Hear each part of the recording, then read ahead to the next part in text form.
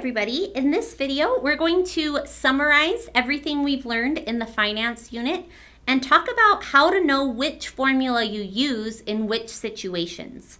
So take 3 deep breaths and let's make this math easy.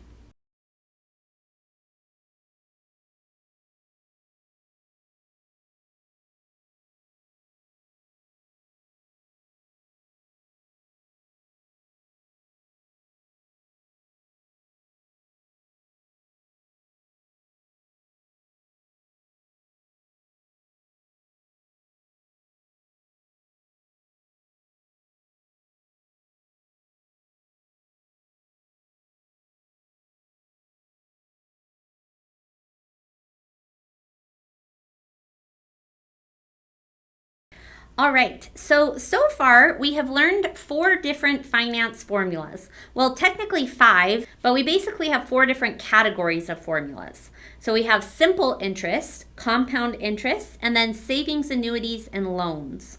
So the question is when do you use these different formulas? Because there's a lot of similarities between them. Like you can see this part of the equation shows up in the compound interest and the savings, annuities, and the loans formula. And so we want to know which ones do we apply in which situations. So the first thing you do to determine which formula you're going to use depends on whether or not your situation is dealing with a one-time investment or a one-time payment of a loan, or if it's something where you're repeatedly investing, like making monthly deposits, or making repeated payments or monthly payments. So that's the first distinction.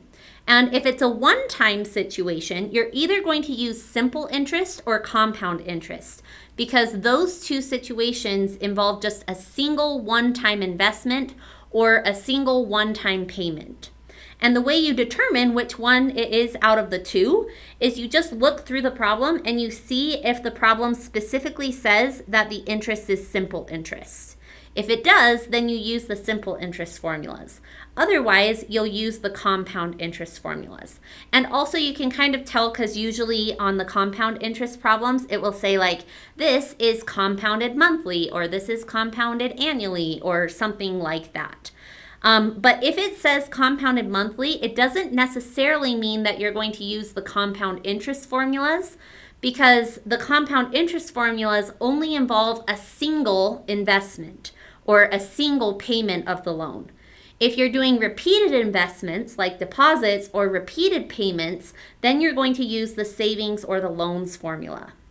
And with the savings one, you'll use that when you're repeatedly depositing money or repeatedly saving money.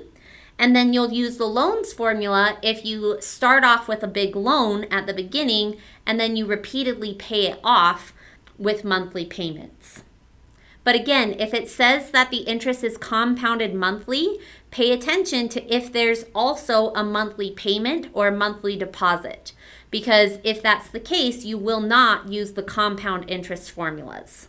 And the compound interest idea will still show up in the formulas, because you can see this compound interest formula shows up in the savings and loans formulas. So it's not like you're just ignoring the compounding, but it's that you have to include other stuff as well if you're repeatedly depositing money or you're repeatedly paying off your loan. So why don't you read through this problem and identify which type of formula you're going to use to solve this problem, and then restart the video to see what my answer is. Okay, so as we read through this problem, it says if we want to have $21,000 saved by the end of 4 years, so this is an ending amount, so A equals 21,000. And we want to have it saved by the end of 4 years, then T equals 4. It says how much should we invest now at an interest rate of 8%, so R equals 0.08, compounded monthly, so K equals 12.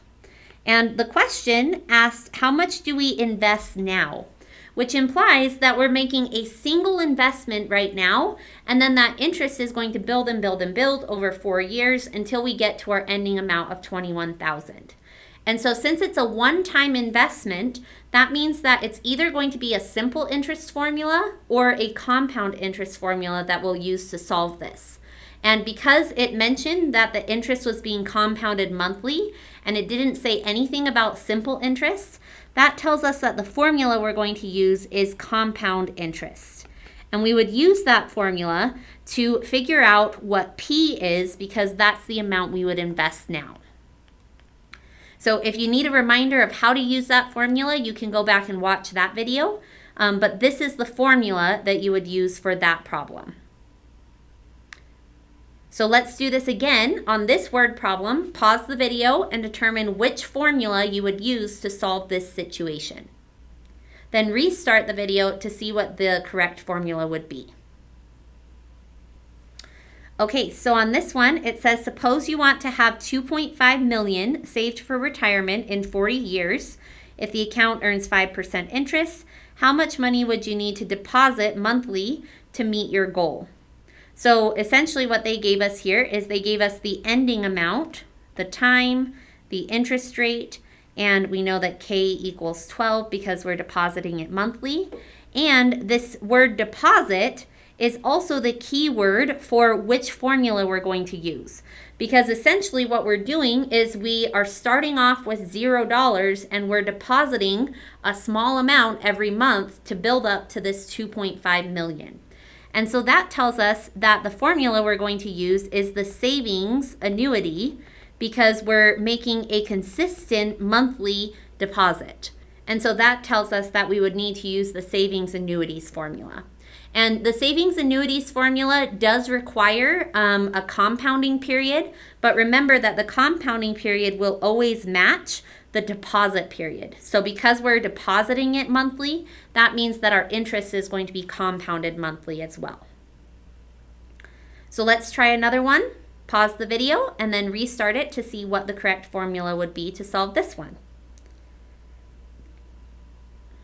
All right, so on this one, it says, suppose you have $95,000 in your savings account after a certain amount of time when you invested $70,000 at a 4% simple annual interest rate. How long was your money invested? Okay, so in this one, you might say, oh, it's a savings account, so I should use savings annuities. However, the first thing you need to look at is this a one-time event or is this a repeated event?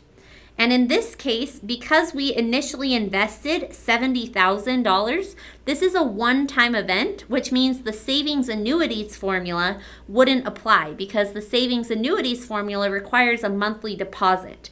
And this just has a single deposit at the very beginning. And so even though it says savings account, that doesn't necessarily mean we're going to do savings annuity. It just happens to be that the savings account is where they're investing the money to make the simple interest that they mentioned here. And so because they said that it was a simple annual interest rate, that means you would use the simple interest equations to find out how long the money was invested for.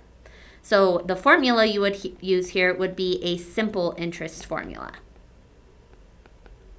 So for our last example, pause the video and determine which formula you would need to use for this situation. Okay, so on this one, it says you want to buy a house and you can afford payments of $1,600. So right off the bat, we know that D equals 1,600, which means this is either going to be a savings annuity or it's going to be a loan. And the fact that it's a payment pretty much tells us from the beginning it's going to be a loan. Because in the loan formula, D represents monthly payments versus in the savings annuity formula, it represents monthly deposits. So we kind of already know that the answer to this one is going to be loans, but we can keep reading just to confirm this. So we have payments of $1,600 per month, and the bank is offering an interest rate of 7% compounded monthly. If you get a 30-year mortgage, how much interest will you pay in total by the time your house is paid off?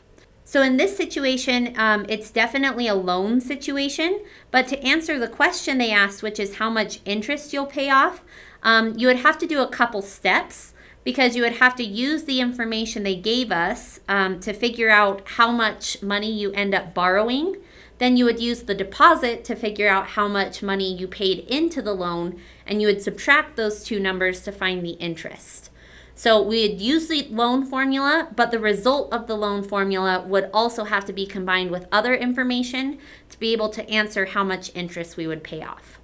So as a quick review, the formula that you choose to use depends on whether it's a one-time thing or a repeated thing. If it's a one-time thing, it's either going to be simple or compound interest, and you determine that by whether or not it says simple interest or compound interest in the problem. And then if it's a repeated situation, it may say compound interest, but if you're repeatedly depositing or repeatedly paying money, then you need to use one of these two formulas, which adds on extra stuff to the compound interest formula. So the savings one is when you're repeatedly depositing money and you're building up to a large amount at the end. The loans formula is when you start with a big loan and you repeatedly pay it off until you end up with zero at the end. So I hope this video was helpful, and if you have any questions, let me know.